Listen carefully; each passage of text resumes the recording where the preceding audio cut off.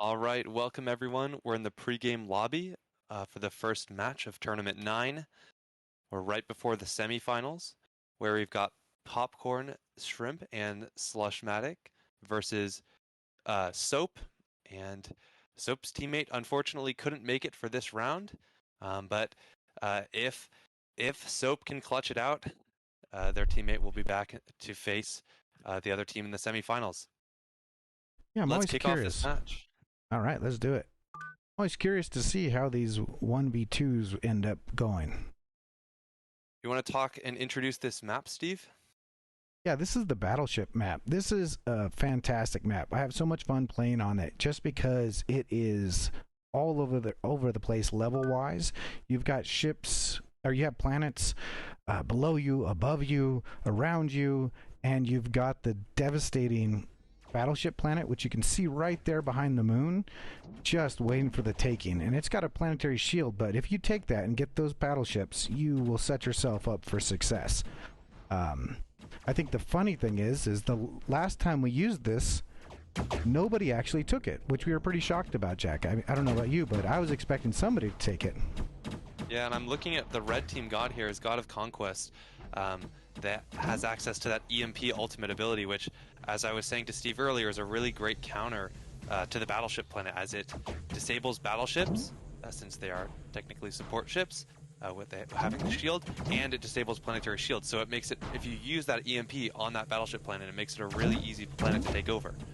So potentially we'll see Soap going for that early. Do you want to talk a little bit about the advantages and, I suppose, disadvantages of being on a team with somebody? Yeah, it's funny because I'm looking at what Slushmatic is doing right now, and they're kind of just waiting a little bit around while PopcornShrimp is doing the bulk of the movement, and that's kind of the battle. You really have to wait until you have enough ships for both of you to eagerly move about and actually be effective, because you don't want to disrupt your early game progress.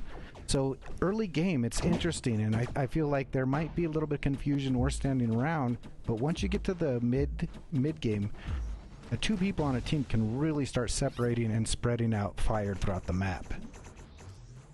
Yeah, I found one of the most successful things in the middle of the game is just have one person constantly harassing moons and capturing new moons, so you're always leading in production, while you have the other person focusing on taking key planets. Yeah, and I think that's the smart play, is people who play together have those types of strategies. I know we saw in the last 2v2 tournament that somebody was controlling the snipers and moving and positioning snipers around the different planets for support, while the other player was doing the conquering and the battling. And I thought that was a really effective strategy because those snipers are deadly. Yeah, and I think it's very interesting to see how, when two people come together and are both micromanaging an army, how that turns out, and how they're able to increase the effectiveness of their fleet. So as Soap here, I'm being, a little scared of the, it's hard staring down two opponents. But as a, you hope, ultimately at the end of the day, the only advantage that a team of two gains is just being able to micromanage more and cover more of the map with their presence. But ultimately they gain no concrete gameplay advantage. So if you're able to move fast and make smart decisions, you can definitely beat a team of two. Yeah, I wouldn't count them out completely. I think, like you said, as the game goes on, I think a 2v2 or a two-player team has an advantage if they're smart and if they're separating their tasks. Because that's the other thing, is you don't want to go doing the same thing as your opponent. You want to trail around, or as your teammate. You don't want to trail around your teammate. You don't want to follow them. You want to be doing a separate task that contributes to your gameplay. Yeah, and notice that red team ability is charged here, so that EMP is ready. We'll see if Soap is able to make effective use of that. Using it there to shut down all the defensive ships. We'll see if a counterattack comes here, but it looks like... Really smart play, but did they miss the portal there? I don't know, I missed... I think they decided it just wasn't worth it because they're already... If we look at the minimap, we see the red bright bar around the edges is pretty small compared to blue, so it might not have been the best. It was sort of an all-or-nothing attack, and in those cases it's very risky. But here, just looking at the Red yep, team has lost control they of went their on the home offensive base. and has taken Soap's home planet. And you know, it's hard to say in that game what exactly was the turning point. It was just seemed consistently that Blue was on top, able to conquest faster and just really be able to take control of that match, and just was constantly going up in ships to the point where Soap just wasn't able to defend. And it's unfortunate that Soap's teammate wasn't here to help them in this match. Yeah, I feel like in this team case, has Popcorn been and Slushmatic really did a good job of separating Blue out tasks, team because I won. didn't notice a slowdown in production at all. Even when it felt like they lost a couple planets there and lost a lot of troops, they still continued on and had a good production rate. Yeah.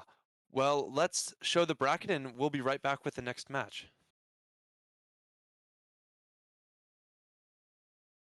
All right, welcome back. We are in the pregame lobby for the first semifinals game. We have one team here, just waiting on the second team to pull up.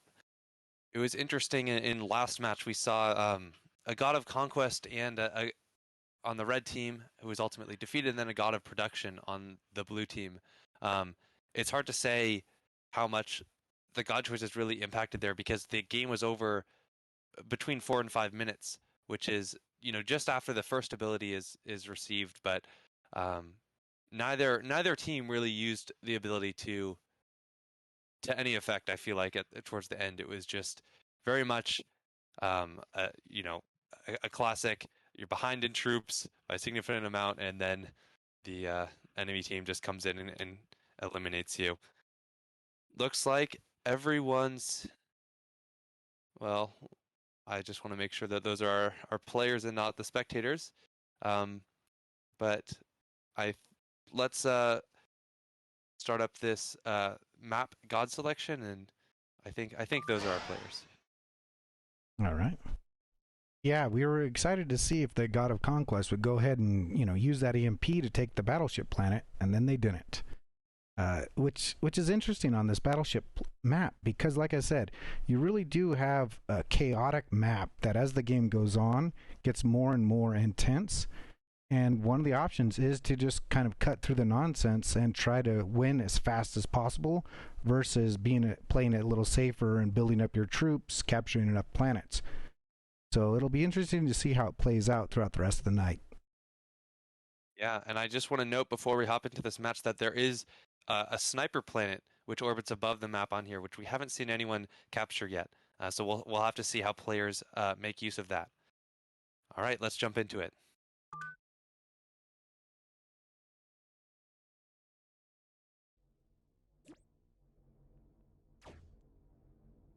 All right, so this is the first semifinals match. Yep. Is it this? Yes, that is Yes. correct. This is the first semifinals match of Tournament 9. We've got Frosty, Panda, and Lucky God on the red team, playing as the God of Stealth. And we've got Bill One War and BlackLemur on the blue team, playing as God of Production. Another God of Production choice, which I think is a solid choice. I think that's a very stable God. You know what you're getting, and there's no room for error there. Yeah, do you want to talk a little bit about what God of Production does, Steve? Yeah, the God of Production, one of their ability is the ability to call in reinforcements, and it's just kind of a straightforward ability that there's no fluff. It's just calling in extra ships, so you can get more reinforcements, you can get more ships, and you have a slight increase to the production base rate, if I'm not mistaken there. Yes. And then God of... Oh, go ahead. What were you saying, Steve? I was just going to say, which makes it a nice all-around god. So that, like I said, it's a simple god to play and one that can be a lot of fun and serve you in any situation. Yeah, and it looks like a pretty standard opening. This map is based on Advanced, which is a map a lot of players are comfortable with. And the opening on Advanced usually consists of taking the moons, going for that production planet, and then making your way to the point defense planet before taking this little side planet of 9. So a fairly standard opening here, and it seems like, based on the minimap, that I see a lot more red dots than I do blue, so it looks like red team is a little faster out the gate here. Let's go check in on what they're doing. Yeah, one of the things I noticed is blue seems to be separating and doing their tasks, you know, divided from each other, while red is very much around each other at all times, kind of completing those tasks. So I'm not sure how they're able to speed that up so fast, but yeah, interesting strategy. Just there for moral support, you know? Yeah. But also, they are God of Stealth, so we're not able to see their ships most of the time. So they could be carrying around formidable armies in their wand there. Yeah. Yeah, actually, we just went through a God of Stealth update and revision. If you want to talk about that, Jack, and just talk about what the God of Stealth looks like nowadays. Yeah, sure. Well, God of Stealth is all about, you know, deceit and, you know, sneak attacks, and so your ships will, when out of combat, become invisible, and when they fire or pull up their shield, they'll become visible again. And when they're invisible, they gain some bonuses. Turrets don't detect them, and they can't die to missile. So I'm gonna stop talking. Let's just watch this big battle. This is wow. They went all in on this. Yeah, it looks like a lot of defensive ships here. So this battle's persisting for a really long time here, but it looks like blue is able to finally take out all the ships there. And now looking at the mini-map, red team is now fairly far behind here in terms of ship counts, but it looks like they do still have more moons, so we'll see if they're able to come back with this increased level of production here. What a great battle, though, and it just really highlights that you really do need a mix in your fleet. You need those shield ships. Never attack if you don't have enough shield ships. You just cannot sustain a battle like that, where you saw BlackLemur really had an advantage with all those shield ships, and they were able to capitalize on that in the long battle. And as I was saying about God of Stealth, another advantage you get is that if you look at a red planet, you'll notice that the number of troops at that base is hidden. It's a question mark. So you have to, of course, you can see the turrets, but it's really, you know, you don't know how many ships are there depending on that planet. So it's another element of see, and the ability which they've just used turns your players and so the gods and the wormholes invisible, and gives a little buff to your ships. So it's really scary fighting against a God of Stealth player who just disappears on you and you don't know where they're going to strike next. And with that little buff that your ships get, it makes you more powerful on the offensive. However, I'm not sure if Red Team was able to make full effective use of that. But I'm also looking at now the ship numbers, and they seem to be evening up. So Red Team's definitely not out of this match. They were behind after that huge fight, but it's like they're still very much in the game. I wouldn't be fighting for this planet here. I think it's just best to cut losses. There are so many blue ships around here. I'd just be trying to spread out, go for moons, and see if I can snipe any planets that are undefended. Yeah, I think BlackLemur made a smart play when they retreated during that stealth, and Lucky God and Frosty Panda took advantage of that and recouped some chips, but then did a risky move with that attack. You're right. I don't know if I'd have done that one either. Looks like blue's coming back, even though, you know, red team's crept in and stole that planet back. Blue team just comes back with the... it looks like they've left. They're not deciding. They have a big army over there. We'll see if it's about to be sent in to stomp this planet, but you know, blue team might be unsure, you know, how many ships are there defending that, so they might be intimidated. Here we go. And they were right to be intimidated. Yeah, and now look at, they're more evened up. If we see the ship count numbers just keep getting closer to each other, which is, you know, scary for blue team. You thought you had this in the bag, but now all of a sudden red team's really coming back here. Yeah, I think that's the interesting thing about stealth is there is the element of surprise and deception where you don't exactly know. So people are a little hesitant. Yeah, and it looks like I think red team must have gotten an asteroid here because I saw some battleships mixed in with their ships there. And we're seeing those powerful 360-degree shields as well as those volleys of missiles coming out. So definitely intimidating, and we're seeing now that red team has actually gained the troop advantage over blue team. So this is interesting, Jack. Look at how close they are to their ability. Do you hold here and kind of capture some moons and wait for your ability, or do you just strike now? With red team or blue? With red team. I think I think they could push the advantage, but the thing is about the God of Stealth abilities, you really don't want to just use it as soon as you get it. You want to make sure that you use it when you have an opportunity to gain some strategic, value. Whether it's like, oh, I'm trying to take over this sniper planet, right? I'm trying to take over the sun. Use it when you need that advantage. And so I think they could use it, and it wouldn't be bad, because they do have the troop advantage. They could really push blue back and stomp them here, but we'll have to see what they decide to do. And it looks like the red teams just have been dominant on all of these battles, and now blue has barely any ships, and we'll see how red doesn't quite have power at blue home base, so they can't immediately rush here, but it looks like they're going to be on the offensive, and blue's going to just try to recover here, maybe try to grab an asteroid. I'm not even sure how you come back. I think you really have to just regroup here, and definitely don't try to defend all these planets, because you're just not going to be able to. Yeah. I wonder if this is the point where Bill takes off. Oh, never mind. More ships there. Oh, maybe a risky attack. We'll see if Blue's able to defend this with some good micromanaging. Looks like it's being somewhat effective, but Red has a lot of ships there and a lot of battleships too. Those heavy lasers are just blowing up those. And with the ability, I think it's going to be hard for Blue here. Red still doesn't have power at the home base, so Blue's got that going for them. But now I think with that planet, it might be in range here.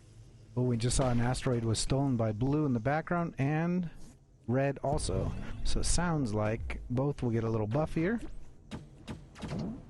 Yep, but just looking at the ship counts, it's at the end of the day, it's impossible to defend your home base when you're staring down such a large enemy force here.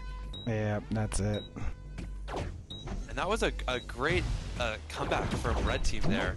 Down a little bit at the beginning, but managed through consecutive wins just in battle. They were able to come back. Yeah, smart management. One thing I did notice about Red Team is they did a lot of micromanaging around the planets in those battles, keeping their ships together, taking advantage of their shields, especially the elite battleships we talked about. They didn't take the planet, but they managed to get them through some asteroids, and they used they used them to their advantage for sure. Yeah, that was definitely a great game. Well, we'll update the bracket and be right back with the next semifinals match. All right, one of our competitors is finishing their dinner, so they'll be back in a couple minutes. But in the meantime, looks like we've got a packed game full of spectators here. In the last, we do seasons for these tournaments, and in our last season of 1v1 tournaments, there was four different winners.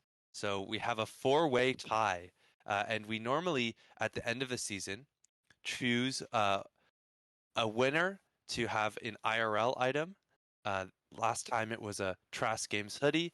This time we're gonna do a new line of merch. So we'll have some Gods of Gravity merch, which we're really excited about, which will be in the form of t-shirts.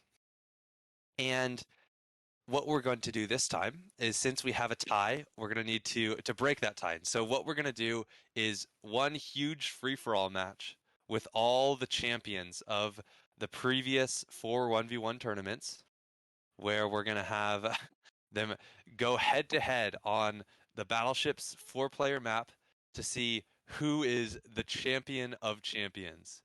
And so we'll see that we're going to run that right after the finals of this tournament.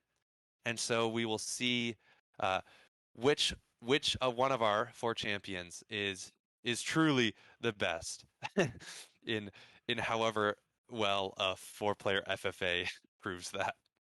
But it should be a little fun battle royale that we're going to do right after the finals. So even after the finals are over, we're not going to end the stream. We're going to run that exciting 4-player free-for-all champion showdown match. So stay tuned, and that'll be a lot of fun. We'll see some excellent gameplay there, and probably some shenanigans, given it's such a crazy map. Yeah, I'm excited to see the madness, especially on the Battleship map. That should be a lot of fun and a lot of chaos.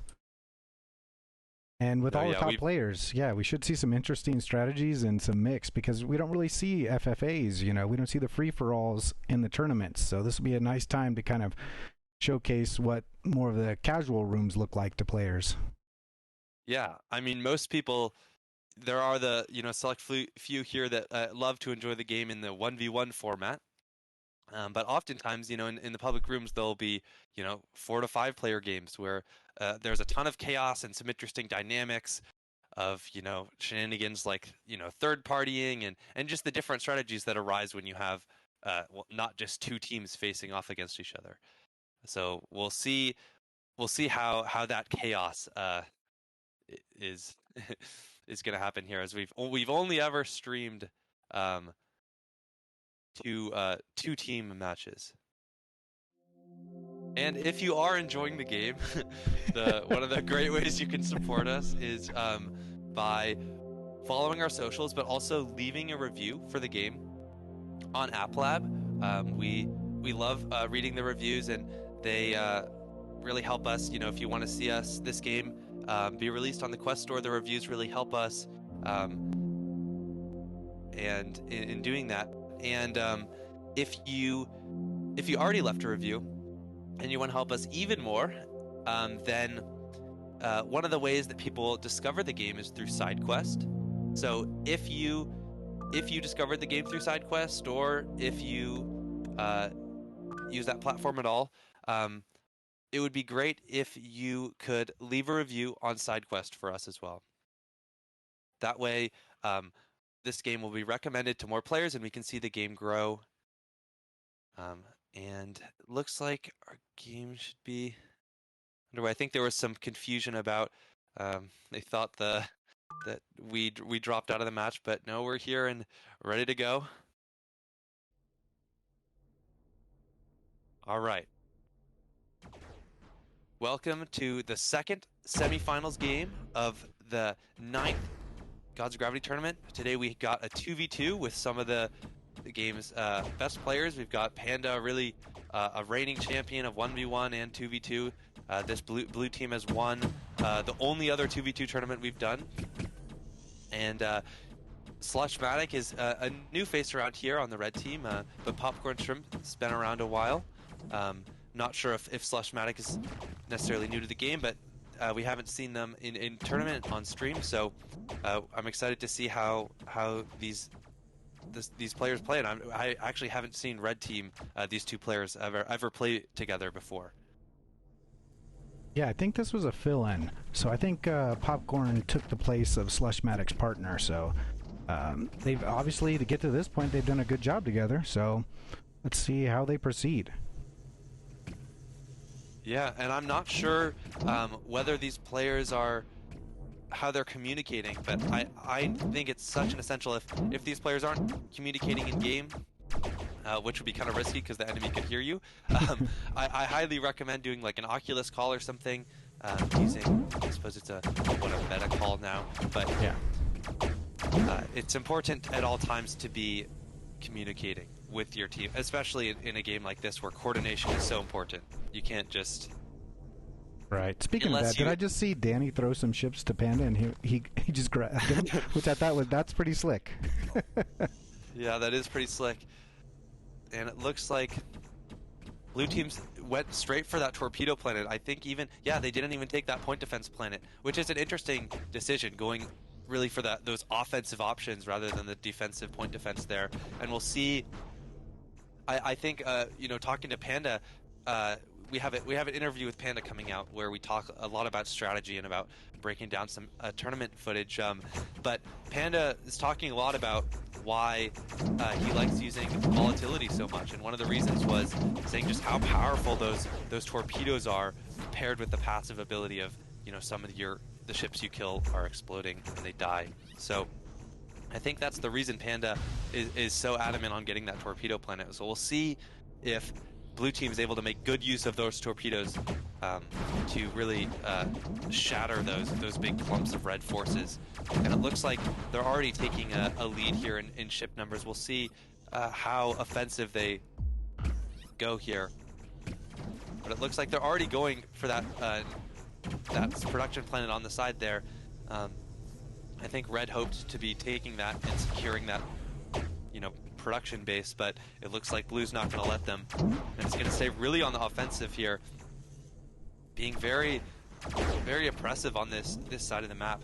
And as Red Team, would you be facing them head on here and trying to defend this side of the map, or would you be taking advantage of maybe the other side of the map being sort of uncontested and empty right now? Yeah, I think that's a smart play. I'd have at least one of us. Like, both of them are right here over this planet, which is unnecessary. I'd have one sneaking off, capturing those neutral planets, those neutral moons, stealing some moons away from Danny and Panda. But yeah, it seems like they're content to kind of fight over that PD planet and go back and forth with this. But I don't think an exchange is a smart idea for both of them. They don't both need to be on this side. Something I've definitely noticed when back in the day, I fought Panda and Danny fair amount in game, and one of the things you'll notice is that when you have less ships and you're trying to take moons, they simply will chase you down relentlessly. So if you try to get a moon, they'll take you back instantly and they'll be right on you. So they really make you feel like you're at the troop disadvantage. Yeah, but you can see, so Danny's doing the exact same thing we just talked about. Panda's on the opposite side, battling the two. Danny's moving around, stealing those moons, keeping their production rate much higher, and that'll play that will play big into the end game when we have to go into a ship battle or when it's tight. Yeah, and something I've also noticed is just how fast the blue players are moving around the map. We hear Panda talk a lot about speed, and when it comes to wormhole chaining and just moving around, and so we're seeing how fast these players shuffle around.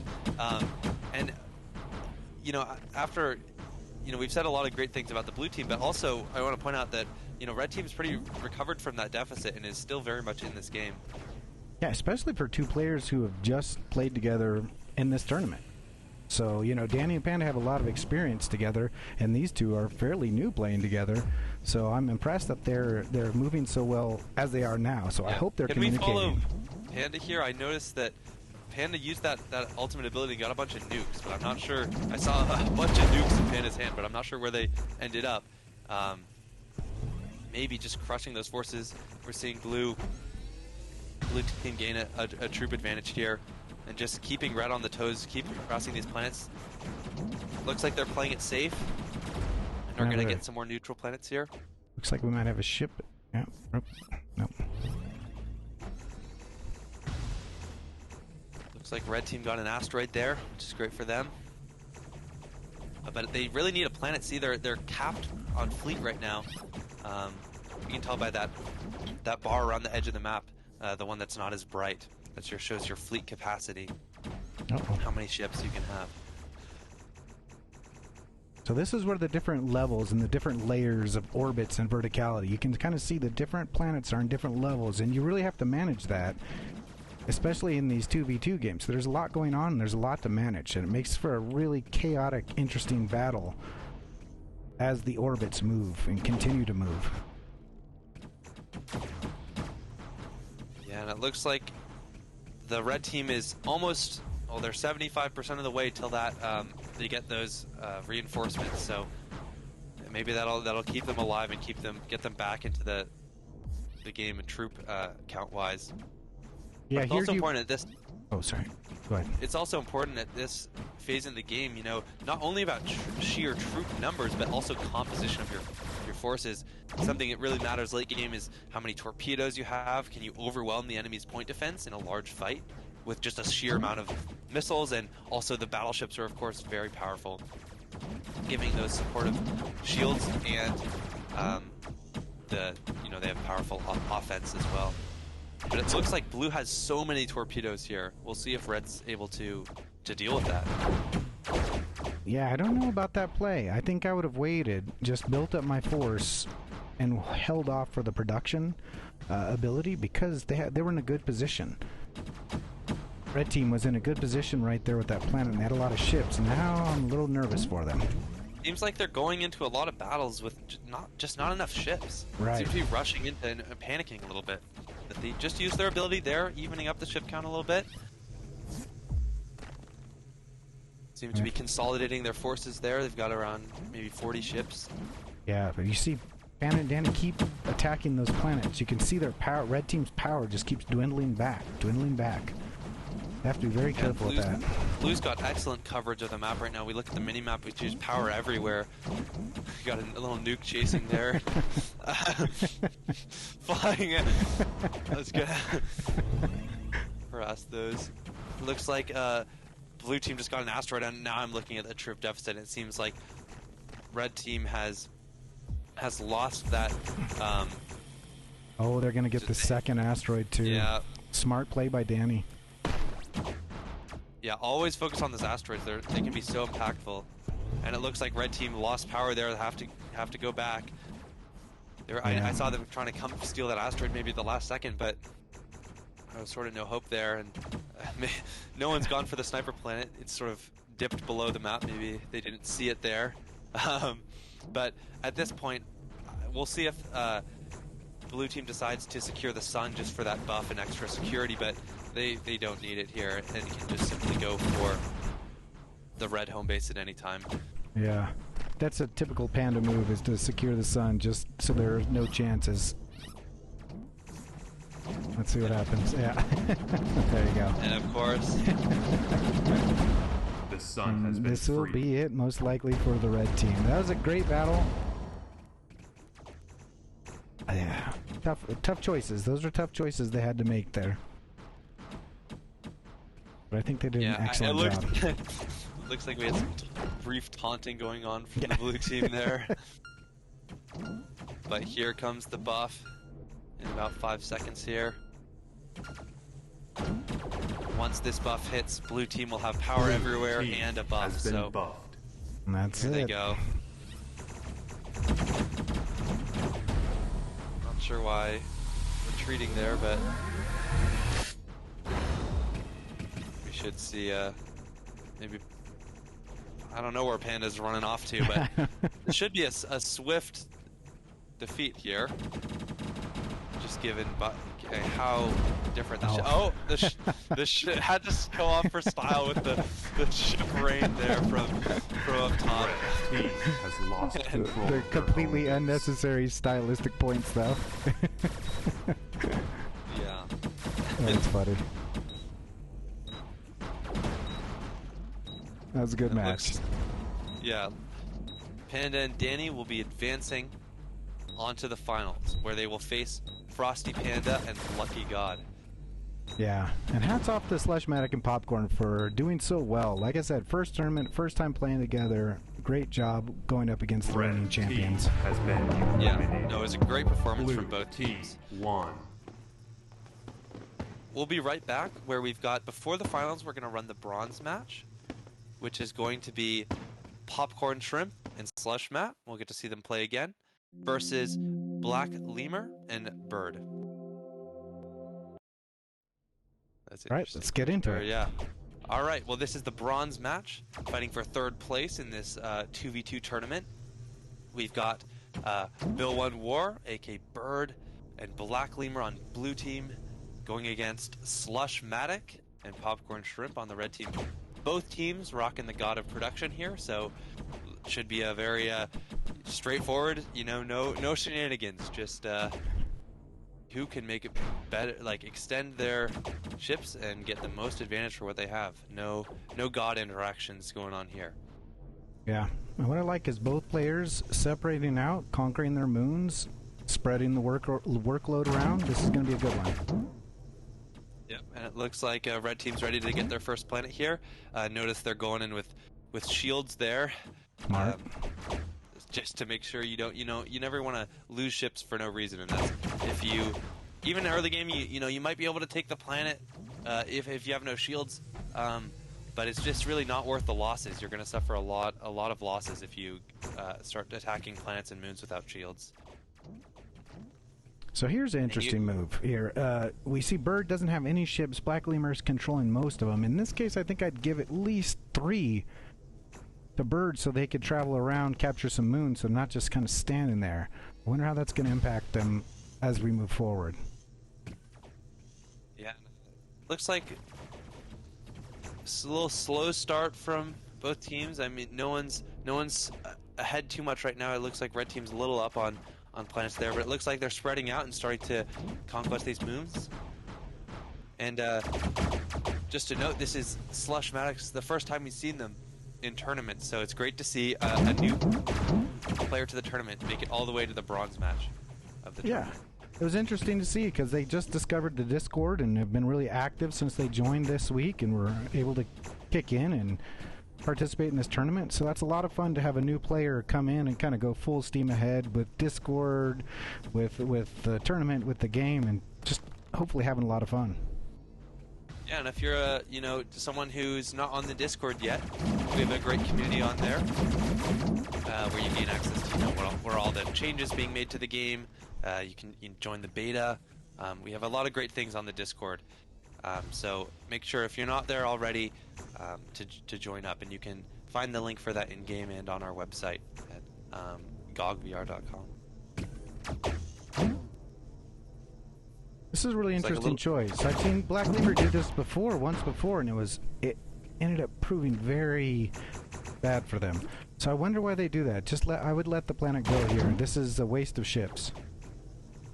Yeah, and blue team's already playing from behind in terms of ships here, so we'll see. It looks like red team's really pushing that advantage there, and Slushmatic going around, capturing those moons. I wonder what Popcorn's doing, just straight going for that point defense planet. Blue's coming in here, really just suffering a lot of losses there. Looks like blue will get their ability first here, so they'll be able to come back a little bit. But at this point, you really have to be very smart about your ships. You never want to waste ships by trying to attack something where you're at a significant disadvantage. I find that you should always have more ships by a fairly decent margin than your opponent before you go in for an attack. Yeah. It's rarely good, just because if you're doing an attack where you have even amounts, the defender might have the advantage, and it's too risky, especially when it's like your entire army that you're just going in with. And definitely, if you have less ships, do not attack. So blue used their ability, and now red's using the ability, and I think this is going to be a smart counter. Blue team has lost control of their home base. And we'll see if there's a lot of ships here already. We'll see if as blue team, I'd just be trying to consolidate my forces as much as I can, and then you really got to move in at the same time here. Then again, blue is playing with not a lot of ships here, so it might be impossible to retake your home base in this situation. Yeah, I think that's it. Yeah, but definitely a quick game and a great showing from Slushmatic and PopcornShrimp. Blue team has been eliminated. Red team won. A little bit of a celebration, shooting the ships high into the sky there. Messing around with those wormholes. I remember a lot of when I was first playing the game, when I'd just be bored in game with some friends, we'd just make wormhole roller coasters flying all around the solar system. That's what I like about it too, is you can really do anything you want. In the casual games, if you want to just go in and hang out and make roller coasters all day and talk to your friends, you can totally do that. It's fun. I think the game has a little bit for everybody. The casual player, the competitive player, the semi-competitive player. You can play the game however you want. Yeah, and that's one of the great things about it. All right, we're in the pregame lobby for the finals of Tournament 9. We've got one team here. We're just waiting on Panda and Danny, who will be going against Frosty, Panda, and Lucky God.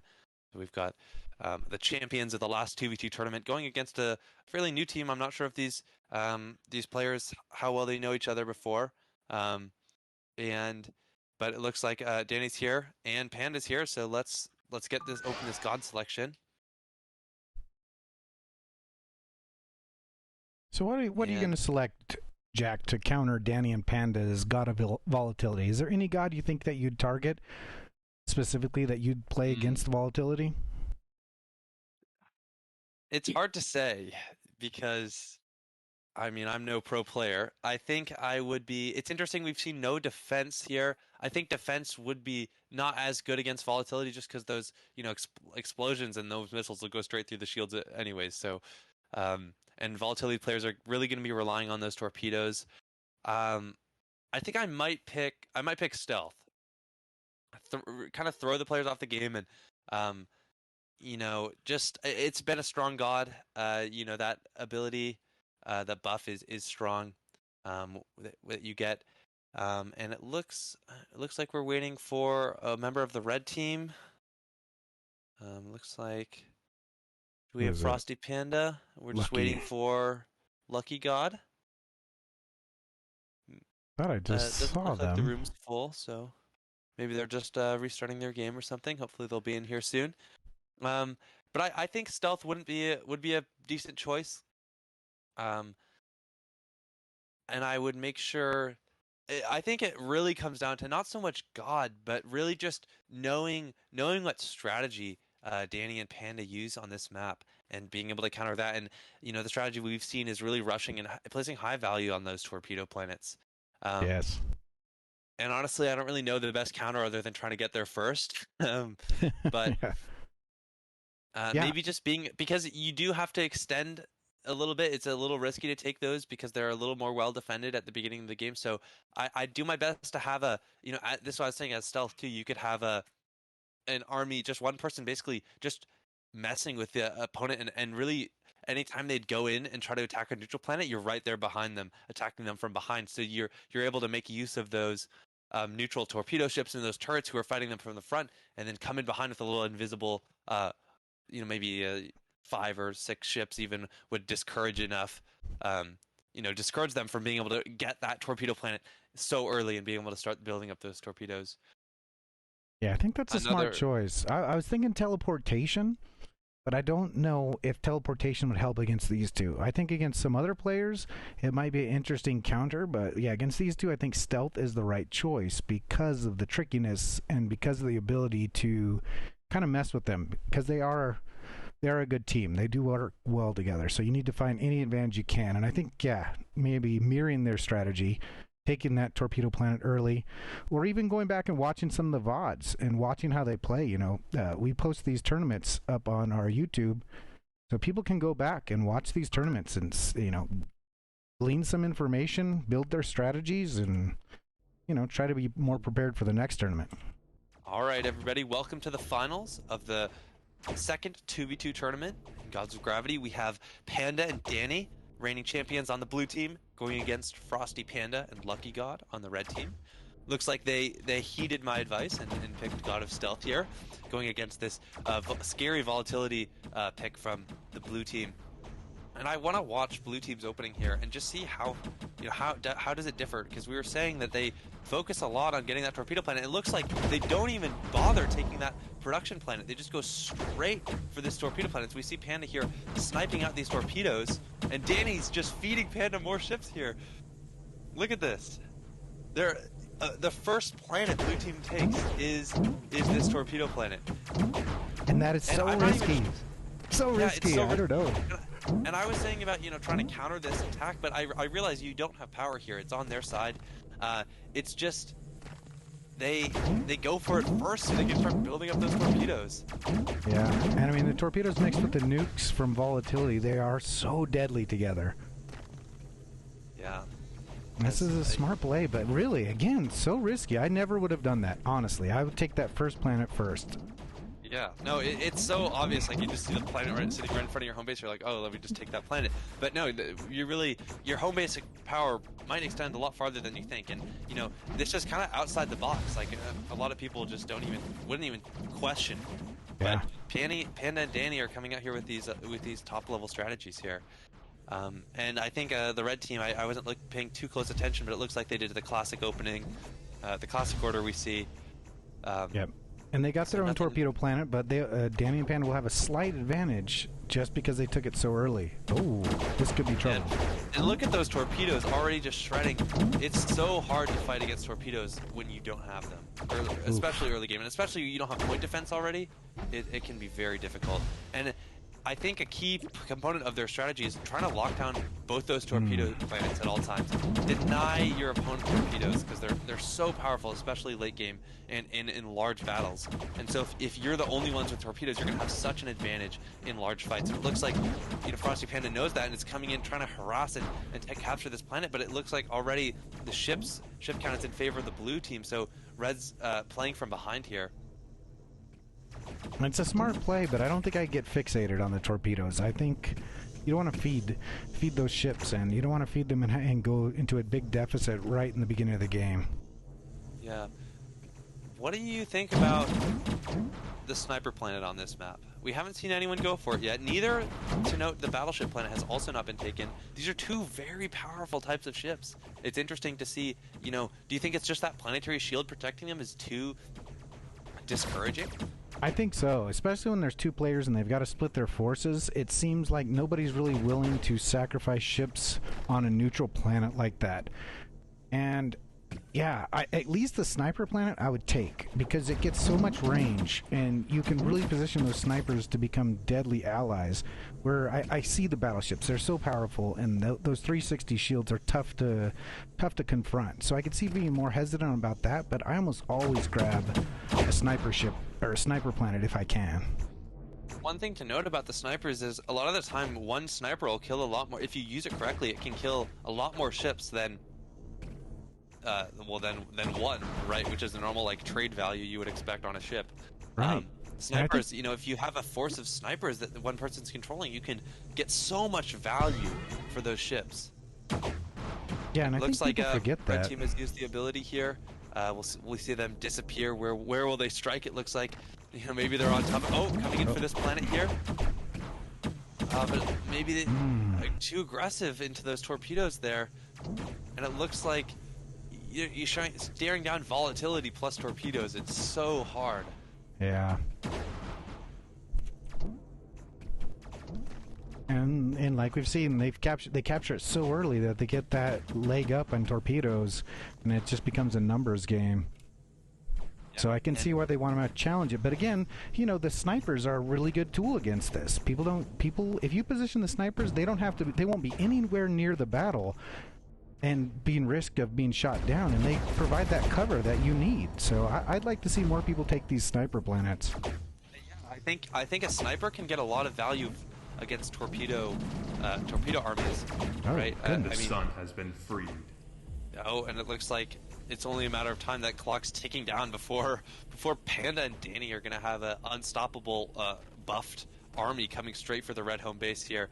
And as red team, since you're so far behind in ships, there's really nothing you can do to contest that sun, and you just have to stare down your defeat, I suppose. And it looks like those asteroids going in the way of blue team as well. And as this game just swings more and more into blue's favor here. Has been buffed. We'll see if red can sneak in and steal this, maybe, but... Buff turrets from the moon next to it are doing a good job. Oh my goodness. There. But no. No. Alright.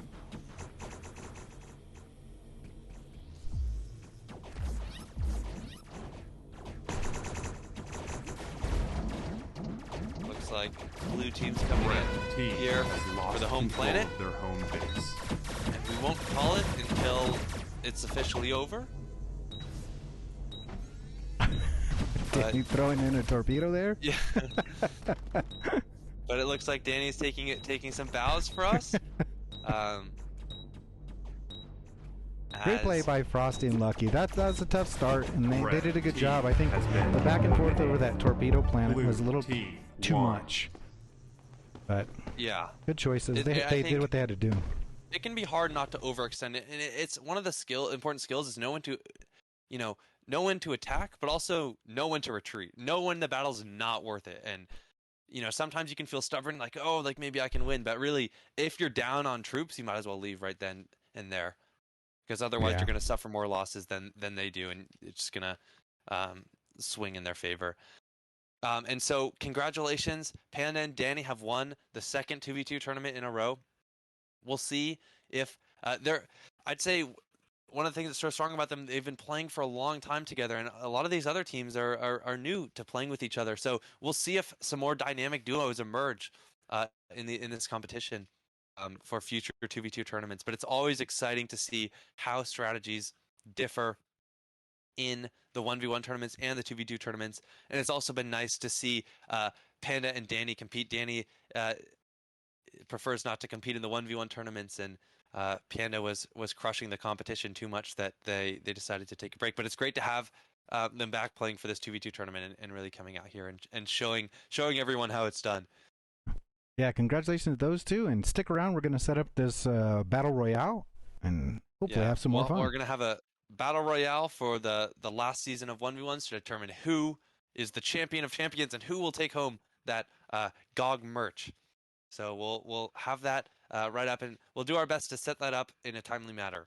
So we have to wrangle a fair amount of people here. So we apologize for any delays.